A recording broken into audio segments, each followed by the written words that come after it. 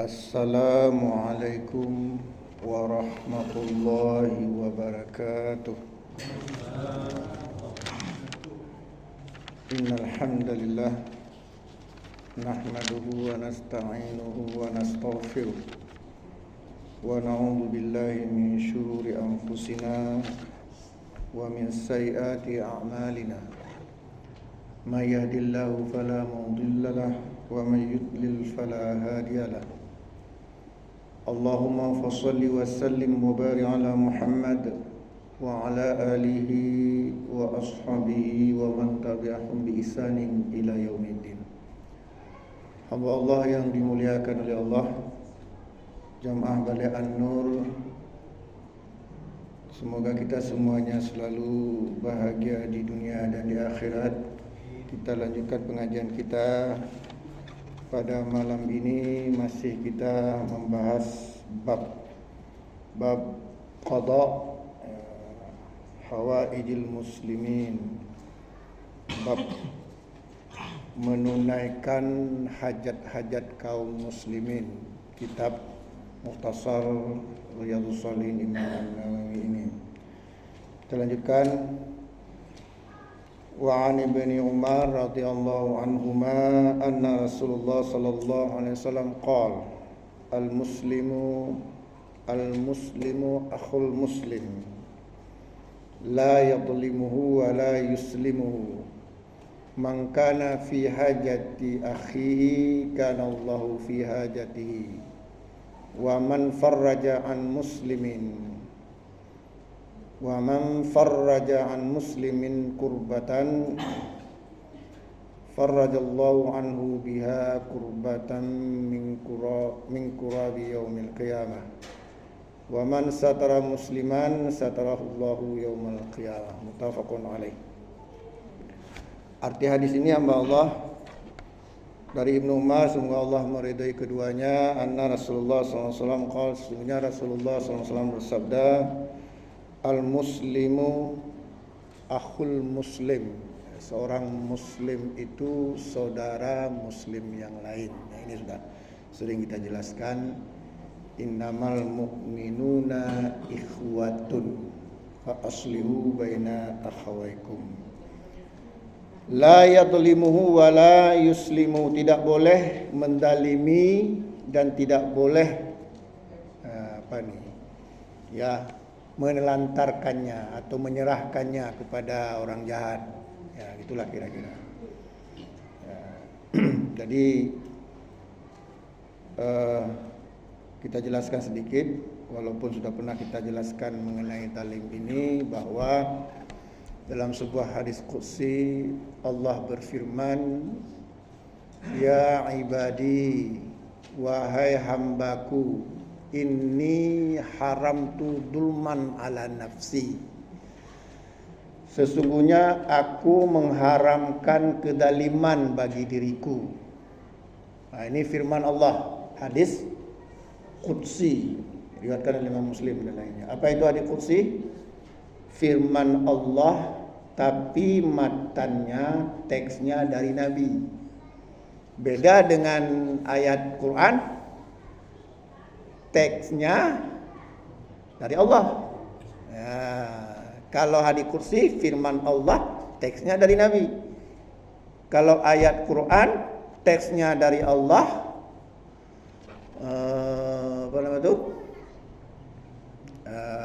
semuanya dari Allah.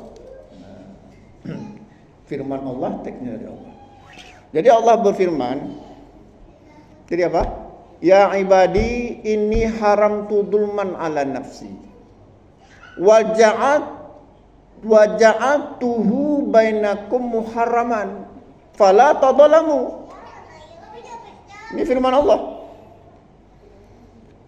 Ya ibadi, wahai hambaku, kata Allah, ini haramtu dulman ala nafsi, sesungguhnya aku mengharamkan kedaliman pada diriku.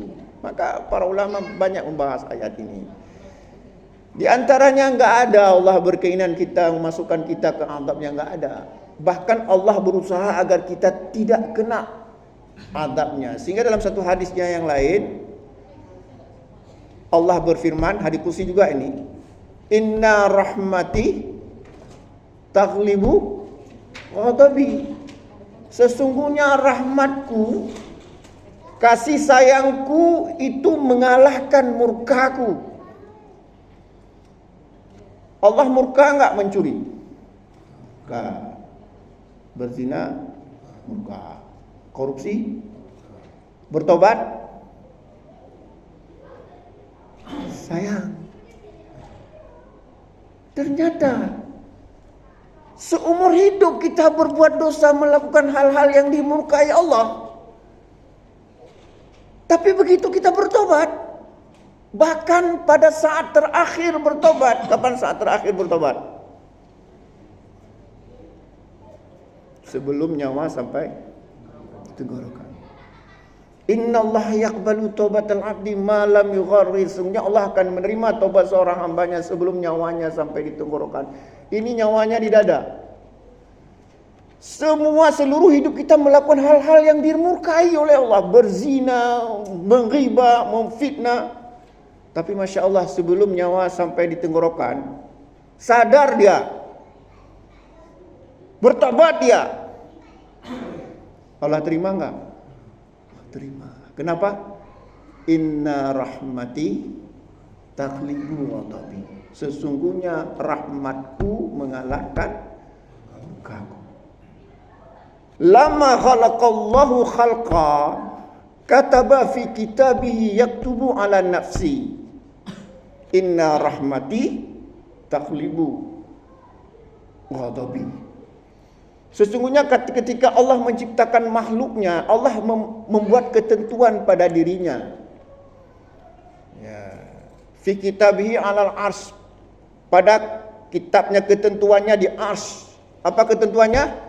Inna rahmati taghlibu ghadabi. Sesungguhnya rahmatku mengalahkan murkaku. Inilah kemudian Nabi memberi satu hadisnya yang sering saya bacakan di sini. Saya ingat betul, sering sekali saya bacakan. Gimana hadisnya? Innar rajula la ya'malu amalan min ahlin nar fima yubdulin nas wa huwa min ahlil jannah.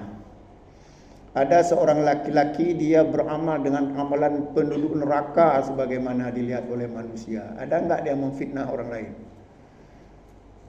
Dah, menghibah orang lain, mendalimi orang lain, tapi kenapa dia akhirnya masuk surga? Terus bagaimana, kan pada pertemuan kemarin kita sudah bahas harus bayar dengan amalannya. Kenapa dia kok bisa masuk surga? Nah, inilah inna rahmati taghlibu ghadabi. Sesungguhnya rahmatku mengalahkan murkaku. Bisa saja pada penjelasan kita yang kemarin kita mendalimi, mencaci maki orang, kemudian kita harus membayar, bangkrut. Tapi bisa jadi tidak bangkrut. Kenapa? Inna rahmati taghlibu ghadabi. Sesungguhnya rahmatku mengalahkan murkaku. Jika kita benar-benar bertobat, dan mungkin saja kita tidak sempat minta maaf kepada orang yang kita zalimi, tapi kita betul-betul menyesal, ada kemungkinan kita tidak jadi orang bangkrut.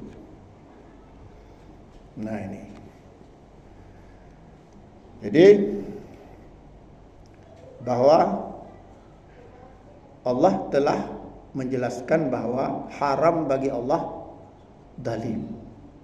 Ya ibadi ini haram tu dulman ala nafsi. Wahai hambaku, sesungguhnya aku mengharamkan zalim pada diriku. Jadi kalau Allah mengadab hambanya, zalim atau tidak? Tidak.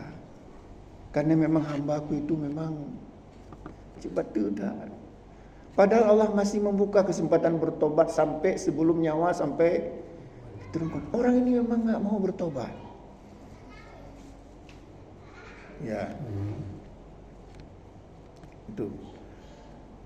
Kemudian hamba Allah, hadis juga yang cukup terkenal, an Ibni Umar radhiyallahu anhuma, dari Ibnu Umar, semoga Allah meridhai keduanya. Qala Rasulullah sallallahu alaihi wasallam, Rasulullah sallallahu alaihi wasallam bersabda, ad-dulmu dulumatun yaumal qiyamah. Sesungguhnya kezaliman itu akan menciptakan kegelapan-kegelapan pada hari kiamat. Ya. Orang buta itu gelap apa enggak? Gelap. Jadi zalim itu akan menciptakan kegelapan-kegelapan pada hari kiamat. Lantas pada di dunia ini apa hukumannya?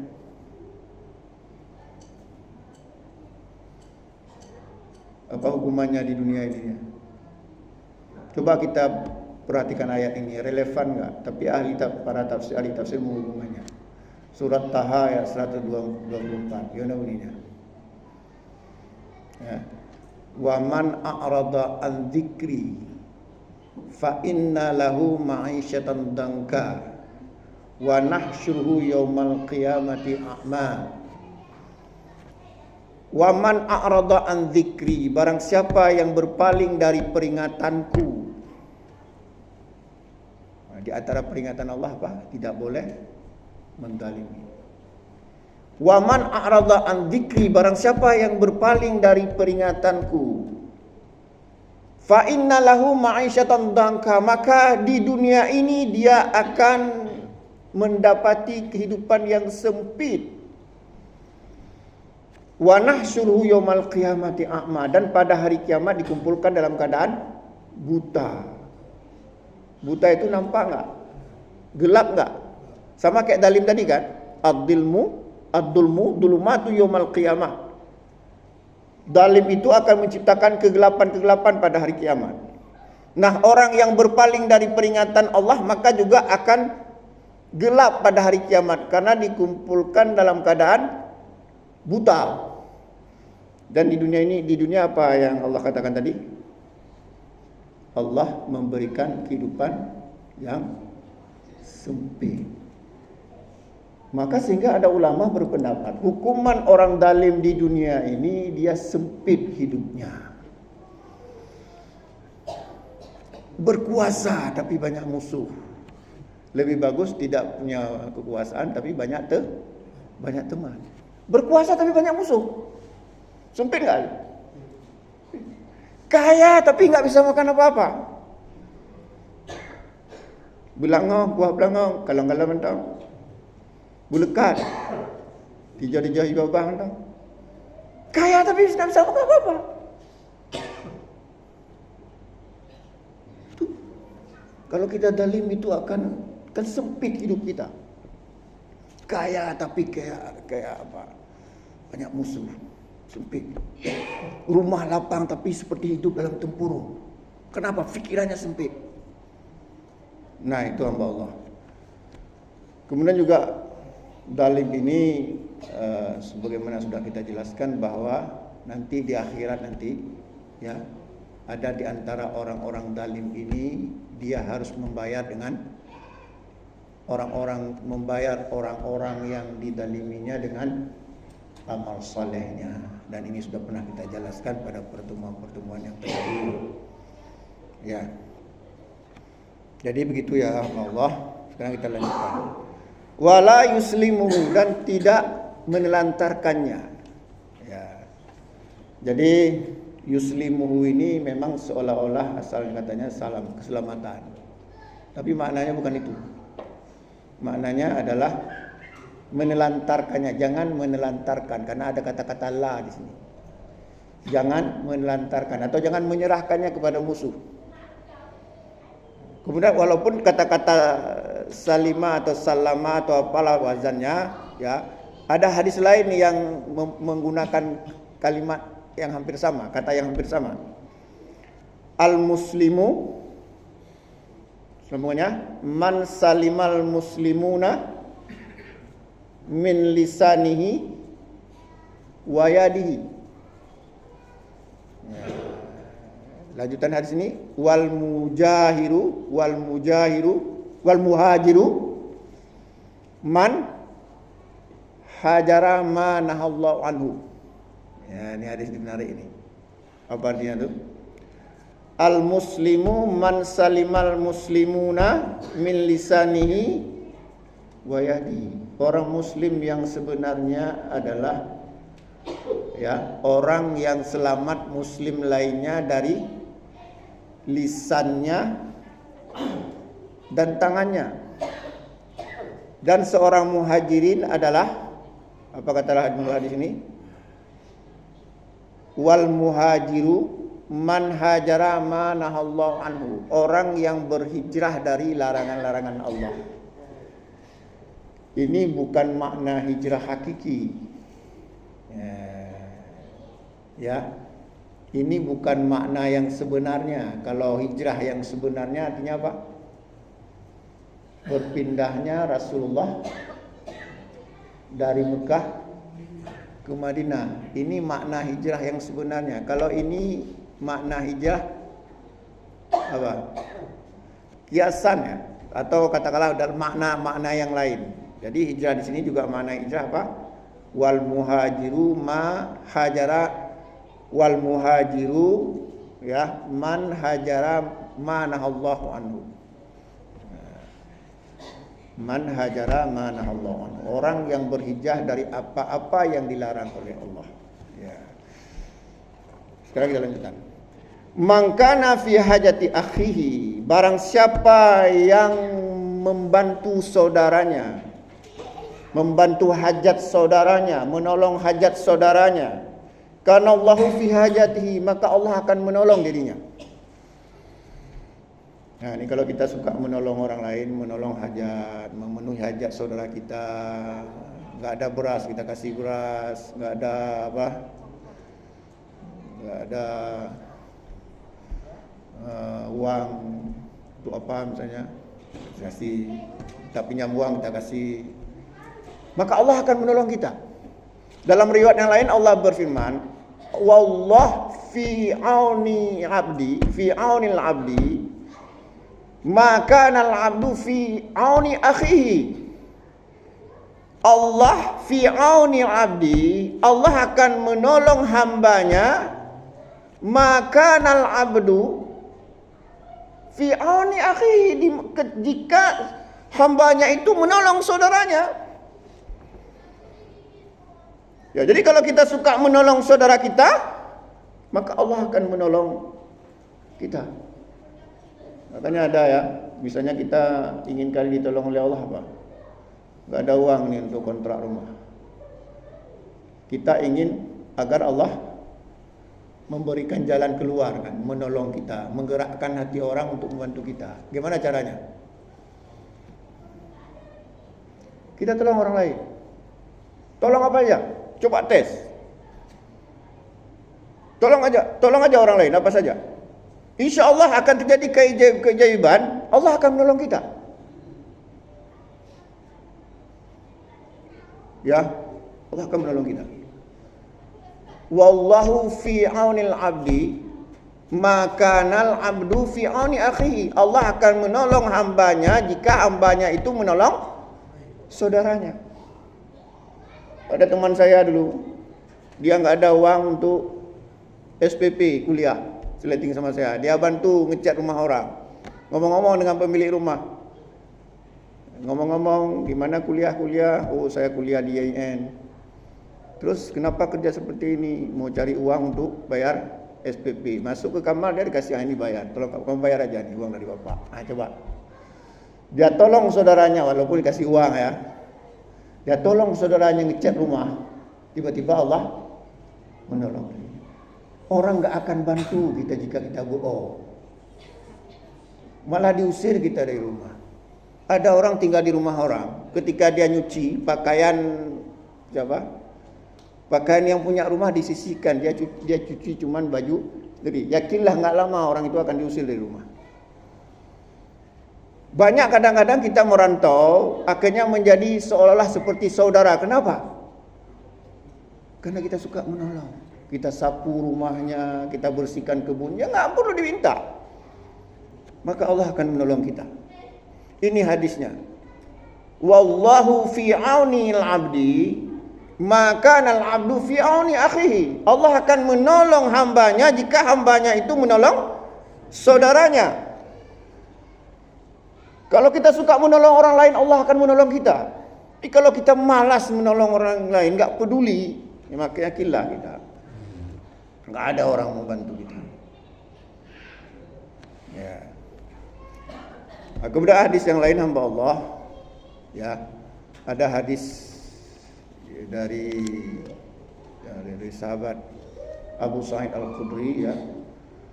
Qala Rasulullah sallallahu alaihi wasallam bersabda, "Man kana ma'ahu fadlun dhahrin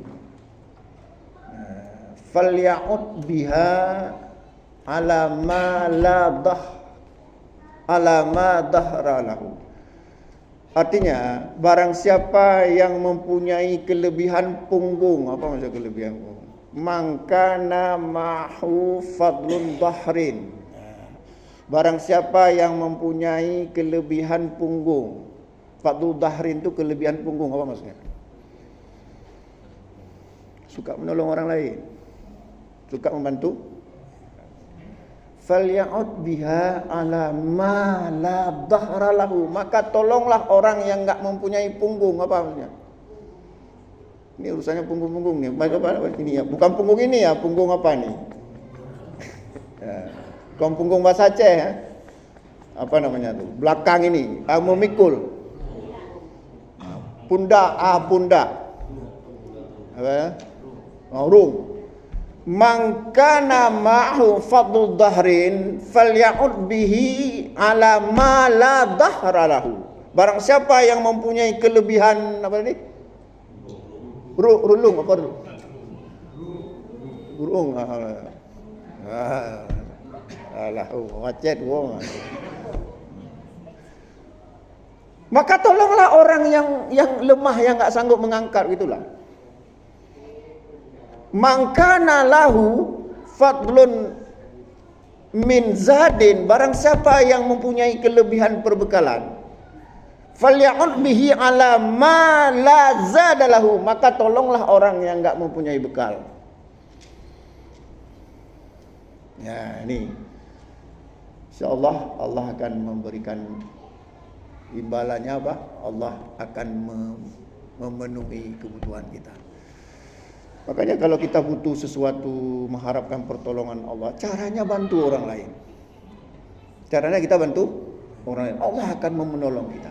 Ini enggak kita mengharapkan pertolongan Allah, si doa aja, menolong orang enggak mau. Membersihkan musala enggak mau. Si meratib berdoa saja, bukan seperti itu caranya. Walaupun itu berpahala, bagus, asalkan sesuai dengan tuntunan Rasulullah. Tapi menurut hadis ini, kalau kita ingin mengharapkan bantuan Allah, maka bantu orang lain. Bantu orang lain. Dan banyak, coba dicek, coba kita lihat. Sering terjadi keajaiban, bantuan itu datang pada orang-orang yang suka menolong orang lain. Yakinlah itu. Tolong aja orang lain. Bantu aja. Allah kan bantuan kepada kita. Nah, juga ada pertanyaan, bagaimana kalau kita mengharapkan bantuan Allah agar Allah menyembuhkan? Bagaimana kita membantu orang lain yang kita sakit? Gimana? Kita sakit nih. Ya, kita sakit ya. Kita ya Allah bantulah hamba-Mu ini. Menurut hadis ini kalau Allah ingin mengharapkan bantuan, kita menolong orang lain. Tapi ini sakit kita bagaimana? Gimana kita menolong orang lain dalam keadaan sakit? Ya? Ya, bagus, bersedekah. Bersedekah itu enggak perlu tenaga. Bersedekah. Ya, bersedekah, insyaallah. Bersedekah itu juga menolong orang lain. Menolong itu kan umum. Menolong dengan uang, menolong dengan tenaga, menolong dengan fikiran. Jadi tidak kita berfokus seolah-olah yang namanya tolong itu dengan tenaga, sehingga kalau orang sakit enggak bisa menolong orang lain, salah. Maka dalam satu hadisnya Nabi bersabda, kullu sulama minan nas alaihi sedekah. Setiap anggota tubuh manusia itu sedekah. Ya, setiap anggota tubuh manusia kata Nabi itu sedekah. Apa saja? Fikiran juga anggota tubuh. Mulut juga anggota tubuh. Jadi menolong orang lain itu kita memberi sedekah. Walaupun kita sakit. Tapi bisa saja kita bilang ya. Dengan tangan kan anggota tubuh. Catat. Tolong bantu siapa? Tolong bantu si fulan. Saya pernah pengalaman ya. Ada orang sakit. Kami datang. Yang disuruh datang. Dia sakit suruh datang. Suruh datang mau ngapain? Mau bantu. Dia mau menyumbang uang, tapi dia terletak di tempat tidur, sudah datang ke tempat dia cuma tulis saja, cek, sudah ada yang kasih. Dia sakit, tapi masih terpikir ingin berinfak, luar biasa, enggak sedikit pula itu. Jadi kata Nabi apa? Kullu sulama minan nas alaihi sadaqah. Setiap ruas anggota tubuh manusia itu bisa berfungsi untuk bersedekah.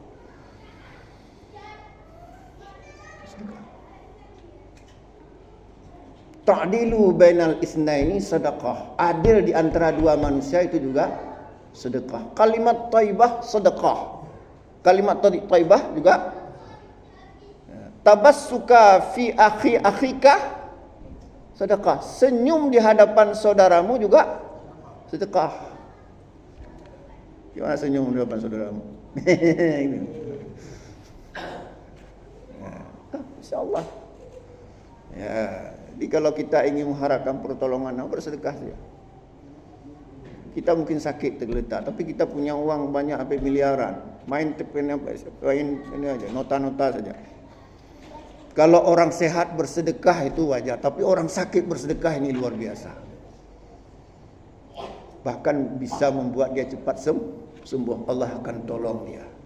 Nah, coba dites. Kalau kita sakit parah sekali, nggak ada obat lagi.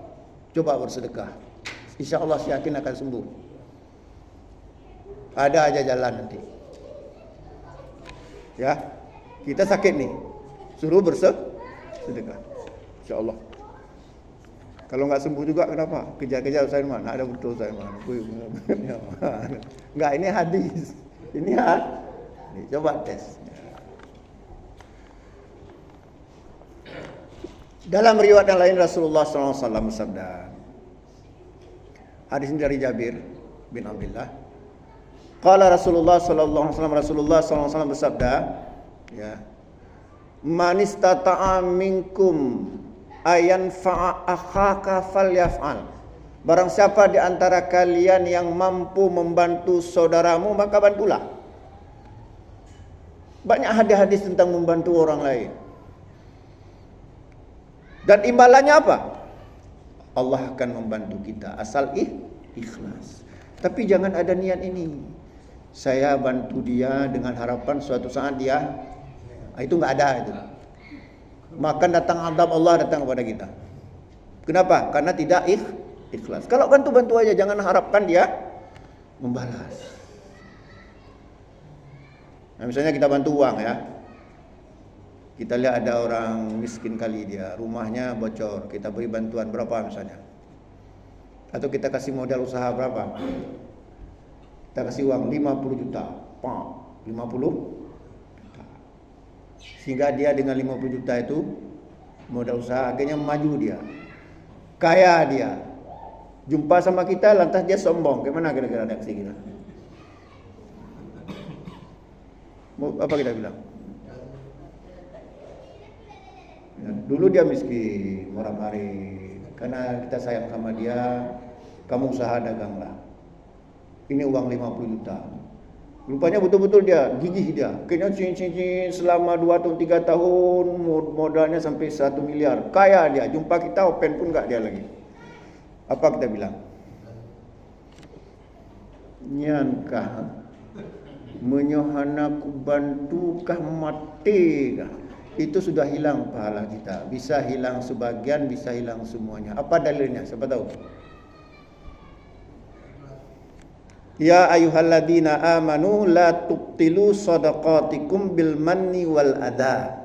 Wahai orang-orang yang beriman, janganlah engkau menghapuskan pahala sedekahmu karena menyebut-nyebutnya dan menyakiti hati yang menerima. Menyebut-nyebutnya, menyohanaku bantu, kalau enggak saya bantu, sok itu bisa hilang, walaupun mungkin tidak hilang semuanya. Maka berat ikhlas itu. Maka kalau bantu orang nggak usah mengharapkan. Jadi kalau kita bantu orang mengharapkan imbalan, itu tidak ada pertolongan Allah. Bantu ikhlas. Tidak kita sebut-sebutkan masalah dia minta terima kasih kepada kita atau tidak, nggak ada urusan. Atau kalau begitu nggak usah bantu. Ini banyak kejadian tuh. Malah dia bilang itu dia kayak itu karena saya bantu dulu. Nggak usah. Ikhlasan saja, nggak usah kita bilang-bilang. Itu masjid itu musalah itu kalau bukan saya bantu nggak siap itu, nggak ada lagi pahala itu. Bisa hilang semua, bisa hilang sebagian. Ya ayyuhalladzina amanu la tubtilu shadaqatikum bil manni wal adha. Wahai orang-orang yang beriman, janganlah engkau menghapuskan pahala sedekahmu atau pahala infakmu karena menyebut-nyebutnya dan menyakiti hati yang menerima. Ikhlas saja, maka Allah akan menolong kita. Wallahu fi aunil abdi maka al abdu fi auni akhihi. Allah akan menolong hambanya jika hambanya itu suka menolong saudaranya. Ya, kita lanjutkan ya, sekali lagi kita habiskan hadis ini. Wa man faraja an muslimin kurbatan, barang siapa yang meringankan penderitaan saudaranya, farajallahu anhu biha, maka Allah akan memberikan dia kelonggaran akan memberikan dia bantuan, ketenangan, kelonggaran, meringankan kurbatan min kurabi yaumil qiyamah, maka Allah akan farajallahu anhu biha kurbatan min kurabi yaumil qiyamah, maka Allah akan memberikan dia keringanan penderitaan pada hari kiamat. Ini khusus pada hari kiamat. Di dunia tadi apa? Allah akan menolong dirinya. Di hari akhirat nanti Allah akan meringankan penderitaannya. Ya, seharusnya dia bisa jadi masuk neraka karena Allah menolong, nggak jadi masuk neraka. Luar biasa, Masya Allah. Bisa jadi dia macam-macam. Allah menolong. Ada pertanyaan? Sedikit lagi. Satu lagi. Wa man satara musliman satarahullahu yaumal qiyamah. Barang siapa yang menutup aib saudaranya, maka Allah akan menutupi aibnya pada hari kiamat. Bagaimana Allah menutupkan aibnya pada hari kiamat? Para ulama, sebagian ulama mengatakan dosanya diputihkan. Dosanya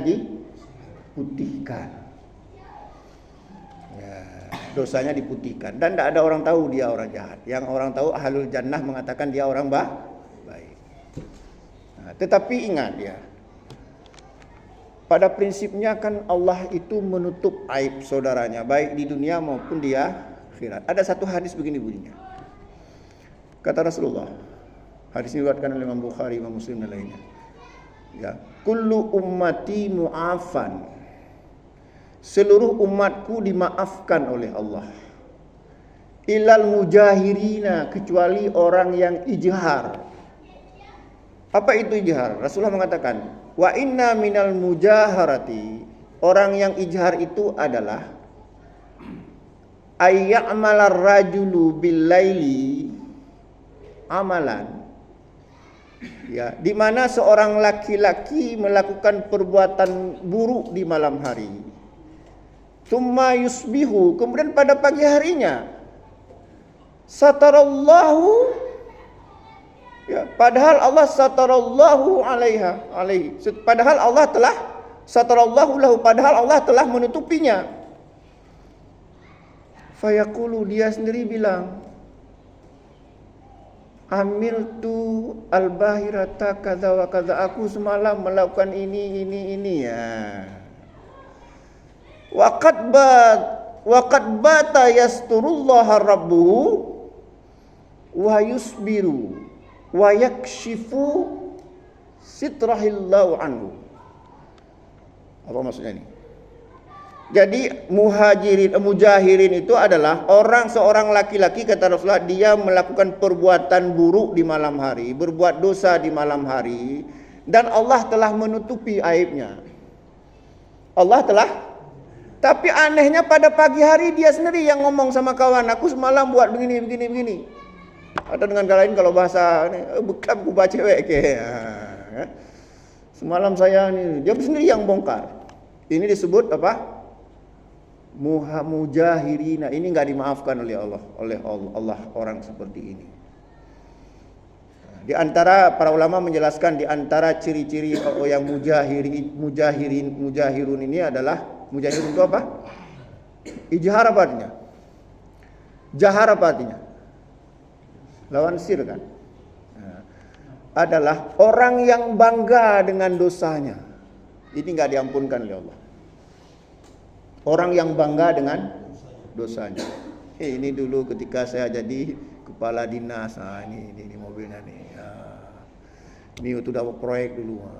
Bangga dengan dosa-dosanya. Padahal itu uang dari korupsi. Bangga, oh ini rumah saya ini waktu saya buat waktu jadi. Ini bangga. Membangga-banggakan dosa itu termasuk apa tadi? Mujahiruna. Kullu ummati mu'afan ilal mujahirina. Seluruh umatku dimaafkan oleh Allah kecuali orang yang ijhar. Siapa orang ijhar itu? Orang yang bangga dengan dosa-dosanya. Allah sebenarnya telah menutupi aibnya, tapi dia sendiri yang membongkar aib tersebut. Ada yang mau bertanya? Silakan.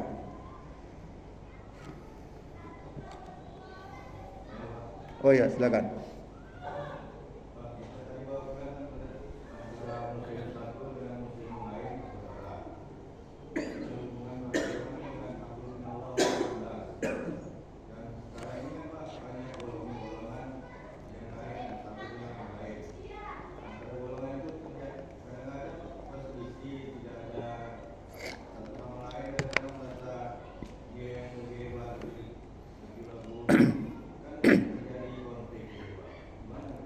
Oh ya, baik. Jadi al-muslimu man salimal muslimuna min lisanihi wa yadihi. Seorang muslim yang sempurna adalah yang selamat saudaranya atau muslim yang lain dari lisan dan tangannya. Kemudian Allah berfirman, ya innamal mu'minuna ikhwatun fa aslihu baina akhawaikum. Sesungguhnya muslim itu bersaudara, maka damaikanlah di antara dua saudaramu.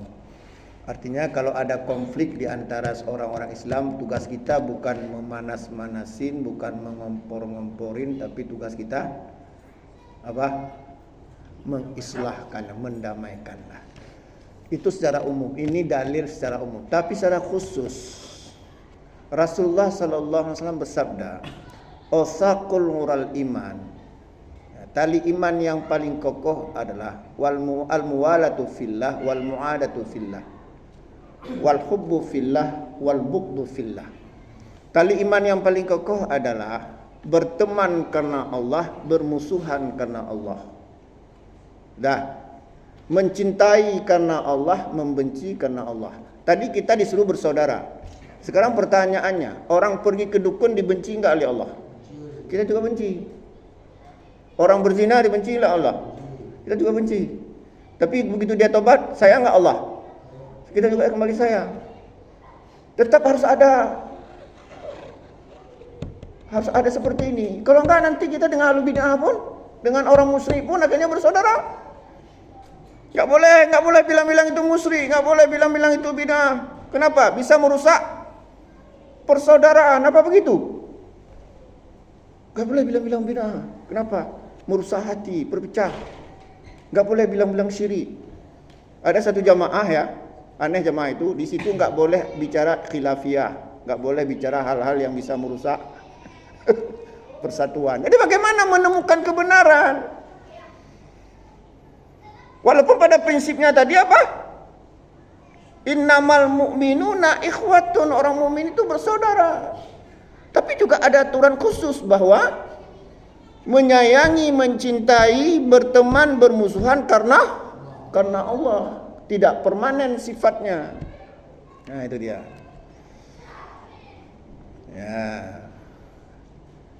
Ya. Nah, jadi sudah berapa menit lagi? Sudah habis. Anggapnya sudah habis. Enggak ada lagi pertanyaan ya. Karena Kalau ada pertanyaan, takutnya nanti sedang kita jawab, sudah azan ya. Mudah-mudahan ada manfaatnya. Jadi bab ini sudah habis, sudah selesai. InsyaAllah pada pertemuan yang akan datang, kalau panjang umur, kalau ada kesempatan kita masuk bab selanjutnya, bab syafa'ah. Nah, bab tentang syafa'ah. Ya, mudah-mudahan ada manfaatnya. Qulu biqouli hadza fastaghfiru innahu ghafurur rahim. Wassalamualaikum warahmatullahi wabarakatuh.